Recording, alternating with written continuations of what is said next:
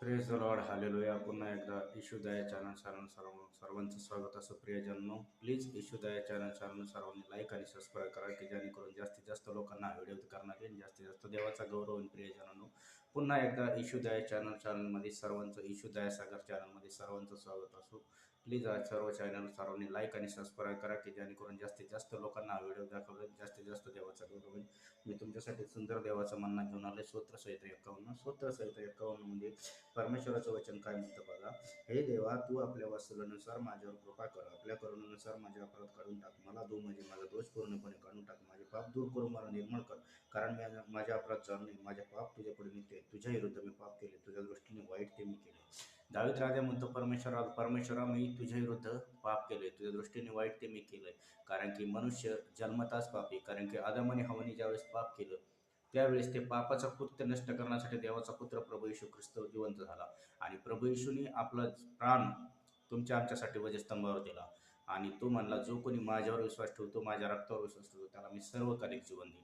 तो येशू काल, आज, युगानुयुग एकसारखा आहे. आणि पापाचं वतन हे मरण हे प्रियजनांनो, पण जीवन तुमच्यासाठी आहे, तुमच्यासाठी आनंदाची बातमी. जीवन म्हणजे प्रभू येशू आहे. आणि प्रभू येशूवर जो विश्वास धरतो त्याला सर्वकालिक जीवन मिळतो, त्याला कोणत्याही गोष्टीची कधीच काही कमी होत नाही.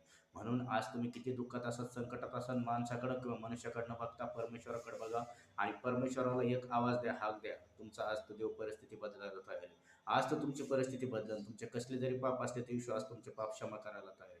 फक्त म्हणा, प्रभू येशू, माझ्या पापाची मला क्षमा कर, माझ्या हृदयात ते माझ्या जीवनात आहे. आज तुमचं जीवन आणि हृदय देव बदलायला तयार आहे. आज तुमची परिस्थिती देखील बदलायला तयार आहे. तो देव काल, आज, युगानुयुग एकसारखा आहे, तो कधीही बदलत नाही.